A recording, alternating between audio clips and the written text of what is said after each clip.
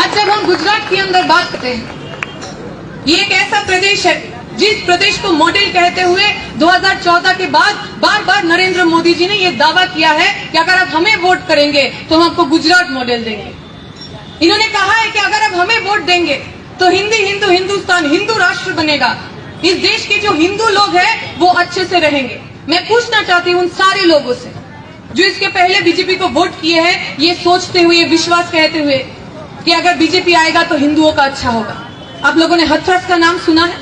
19 साल का दलित लड़की, किस तरीके से उसके साथ सामूहिक रूप में बलात्कार होता है, उच्च वर्ण के लोग करते हैं, इतनी बेरहमी से उसको मारा जाता है, पीटा जाता है, रीढ़ का हड्डी तोड़ दिया जाता है, जबान काट लिया जाता है। मैं आप सारे लोगों से पूछना चाहती हूँ, वो लड़की, उस 19 साल की दलित लड़की, वो हिंदू नहीं थी? मैं पूछना चाहती हूँ, क्या रोहित वेमुला, क्या इस देश के आम लोग, जो लोग हर दिन हर रोज सड़क पे उतर रहे इस सरकार के खिलाफ, जो किसान पिछले 1 सालों से इस सरकार के खिलाफ सड़क पे बैठे हुए थे, 300 से भी ज्यादा शहादत हुए, उसके अंदर एक भी हिंदू नहीं था?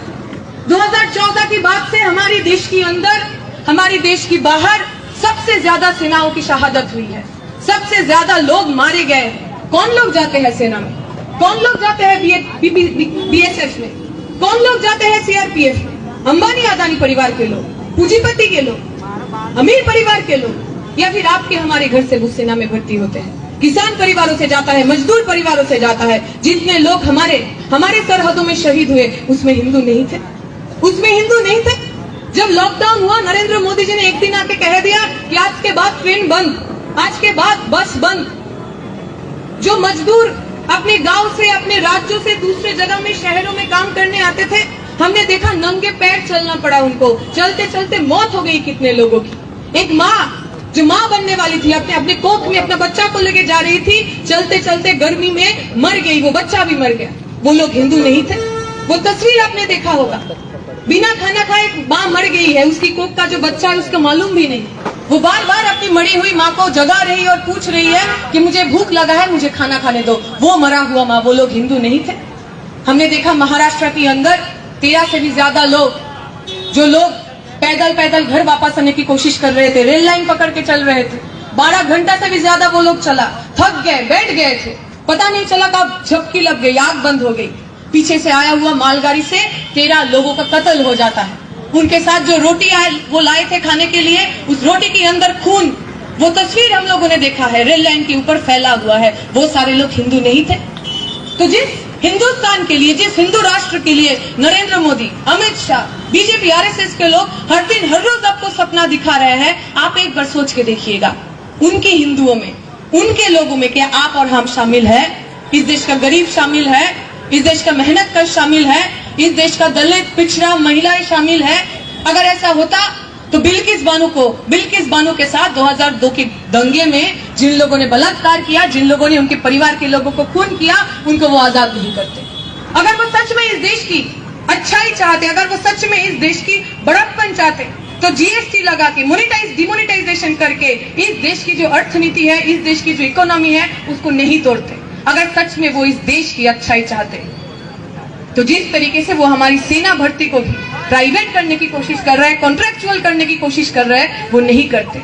नरेंद्र मोदी जी कहते हैं, युवा को लेते हैं कि क्यों आप इतना सरकारी नौकरी कहते हो, चलो अपने घर के सामने कुछ बेचना शुरू कर दो। हम तो उनको बोलना चाहेंगे कि आप एक काम कीजिए ना, आपका तो बच्चा है नहीं, अमित शाह का बेटा है जय शाह, ऐसे ही नालायक बैठा हुआ है, उससे थोड़ा पकौड़ा तलवाइए, देखते हैं कितना अच्छा पकौड़ा वो तलवाएगा। आपका घर का बेटा आरएसएस बीजेपी का नेता का जो लड़का होगा, वो बीसीसीआई का चेयरमैन बनेगा, और आपका हमारे घर का बच्चा जो मेहनत से पढ़ाई किया है, रात जग के पढ़ाई किया है, वो आगे जाके पकौड़ा तलेगा। हम भारत की छात्र फेडरेशन कह रहे हैं कि ये देश हमारा है, इस देश के अंदर शिक्षा का अधिकार हमारा है, इस देश के अंदर रोजगार करने की अधिकार हमारी है। कोई नरेंद्र मोदी, कोई बीजेपी, कोई आरएसएस हमसे हमारा वो हक नहीं छीन सकता। ये लोग हर दिन हर रोज हमको पाठ पढ़ाता है देश प्रेम का। अरे देश प्रेम मतलब क्या होता है? उनके लिए देश प्रेम मतलब बस एक भारत माँ की छवि, उसके सामने भारत माता की जय बोलना, बस इतना ही। हमारे लिए देश प्रेम मतलब इस भारत के रहने वाले लोगों से मोहब्बत करना, लोगों से प्यार करना। जो लोग हर दिन हर रोज इस देश के गरीब लोगों की जीना हराम कर रहे हैं, वो कौन सा देश प्रेमी है? जो लोग जो इस देश की आजादी के आंदोलन को गद्दारी किया उस सावरकर का पूजा करते हैं, उससे हम क्या देश प्रेम सीखेंगे? हम तो फकर से कहते हैं कि हम भगत सिंह को मानने वाले लोग हैं, बाबा साहेब अम्बेडकर को मानने वाले लोग हैं। कोई ब्रिटिश की तलाल से, कोई ब्रिटिश की चमचा से हम कोई सर्टिफिकेट नहीं मांगेंगे। कितनी शर्म की बात है। हर दिन हर रोज इस देश के लोगों को देश प्रेम सिखाने वाले लोग, जब ब्रिटेन की रानी क्वीन एलिजाबेथ, उनकी मौत हो गई, एक दिन के लिए वो मौन मनाए। कितनी शर्म की बात है। जब हम यहाँ पे बैठ के ये बात कर रहे हैं, हमारे पीछे भगत सिंह की छवि लगा हुआ है। भगत सिंह क्यों शहीद हुए थे? इसलिए शहीद हुए थे। भगत सिंह, राजगुरु, सुखदेव, इस देश का नौजवान, इस देश का छात्र अपना जान इसलिए दिए थे ताकि हम आजाद हो पाए, उन ब्रिटिशर से आजाद हो पाए जो 200 सालों से हमारे ऊपर कब्जा करके बैठे थे। उन लोगों से आजाद हो पाए जो ये कहते थे, अपनी जो रेस्टोरेंट है उसमें बड़े बड़े शब्दों में लिखते थे कि dogs and Indians are not allowed, कुत्ते और भारतीय हमारे रेस्टोरेंट के अंदर नहीं घुसेगा। आज उनके मौत पे हमारा देश मौन मनाता है। जिस तिरंगा को ऊंचा लहराने के लिए इस देश की हजारों लोग शहीद हुए, उस तिरंगे को वो आधा कर देते हैं। हम लोगों को, आप लोगों को पक्ष चुनना पड़ेगा। किसके साथ रहेंगे आप? जो लोग धर्म के नाम पे, जात के नाम पे, झूठे जातीयतावाद के नाम पे आपको हमको बांटना चाह रहे, उनके साथ रहेंगे? या फिर इस अम्बेडकर भगत सिंह की राहों में पथ चलने वाले, उनके दिखाए हुए रास्ते में राह चलने वाले हम लोगों के साथ आएंगे और हमारा हाथ लंबबंद करेंगे? हम गर्व से कहते हैं, फकर से कहते हैं कि हमारी जो इतिहास है वो ब्रिटिशों के खिलाफ लड़ने की इतिहास है। हमारी जो इतिहास है वो इतिहास इस देश की हर एक अन्याय के खिलाफ लड़ने की इतिहास है। आज हम लोगों को ये लोग हमारी इतिहास भुलाना चाहते हैं। ये हर दिन हर रोज आपको और हमको बांटेगा। बोलेगा आप हिंदू है, वो मुसलमान है, वो मंदिर में जाता है, ये मस्जिद में जाता है, आप एक दूसरे का दुश्मन हो। अब सच में सोचिएगा, दिल पे हाथ रख के सोचिएगा। इस देश का एक आम हिंदू आदमी जब मंदिर के अंदर जाता है, भगवान के सामने हाथ जोड़ के खड़ा होता है, क्या चाहता है? वो हिंदू राष्ट्र चाहता है, या फिर भगवान के सामने हाथ जोड़ के कहता है कि भगवान हमारे घर के बच्चे खुश रहे, खुशहाल रहे, उनका कोई परेशानी ना हो। एक आम मुसलमान जब मस्जिद के अंदर जाता है, नमाज अदा करता है, क्या मांगता है? गाज़ाए हिंद मांगता है, इस्लामिक राष्ट्र मांगता है, या फिर वो भी अपने अल्लाह से मांगता है कि हमारी घर का जो बच्चा है वो खुशहाल रहे, वो सुखी रहे। अगर हमारी चाहत, हम अपने भगवान को चाहे वो मंदिर में मनाए या मस्जिद में मनाए, हम अपने भगवानों से कभी तो नहीं मांगते कि हमारे बीच वैरिता हो। हम तो नहीं मांगते कि इसको हम खून करें, इसका कत्ल करें, इस देश को किसी धर्म के नाम पे, जात के नाम पे लुटा दें। तो क्यों आज हम धर्म के नाम पे, जात के नाम पे वोट करेंगे? हम जब क्रिकेट मैच देखते हैं, एक वक्त था जब हमारी क्रिकेट कैप्टन का नाम हुआ करता था अजहरुद्दीन। बहुत गर्व से हम कहते थे कि वो इंडिया का कैप्टन है, इतना सारा मैच उन्होंने हमारे लिए जीता है। क्या हमने कभी सोचा है अजहरुद्दीन का मजहब क्या था, मुसलमान थे कि नहीं? उसके बाद कैप्टन थे, मैं जिस शहर से आती हूँ कोलकाता का, सौरव गांगुली, मेरा बहुत पसंदीदा क्रिकेटर है। हमने कभी सोचा है क्या कि सौरव गांगुली भाई हिंदू है?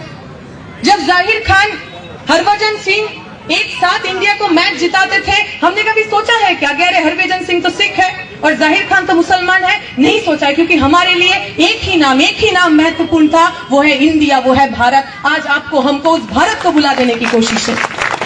हम जब गाना सुनते हैं, जब ए आर रहमान गाना बनाते हैं माँ तुझे सलाम, और उस गाने के साथ लता मंगेशकर जी आवाज देता है, हमने कभी सोचा है कि लता मंगेशकर जी तो हिंदू रहे और ए आर रहमान तो मुसलमान हो गए? हमारे लिए उस माँ तुझे सलाम से ज्यादा सुकून भरा और कोई आवाज नहीं हुआ। ये हमारी इतिहास है। इस इतिहास को भुला देने की कोशिश है, इस इतिहास को भुला देने की साजिश है। आप हिंदू हो, आप मुसलमान हो, आप दलित हो, आप पंडित हो, आप राजपूत हो, जब आपको भूख लगता है, उस भूख का कोई रंग नहीं होता।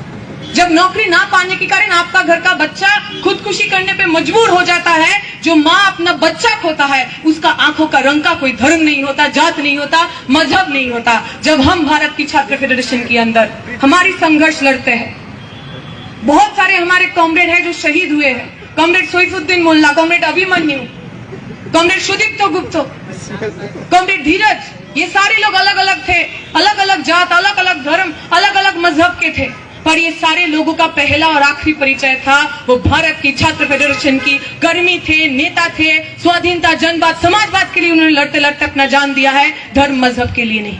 हम फक्र से कहते हैं कि जब आज ये जत्था आपके बीच आया है, हम आपके लिए ये सोचने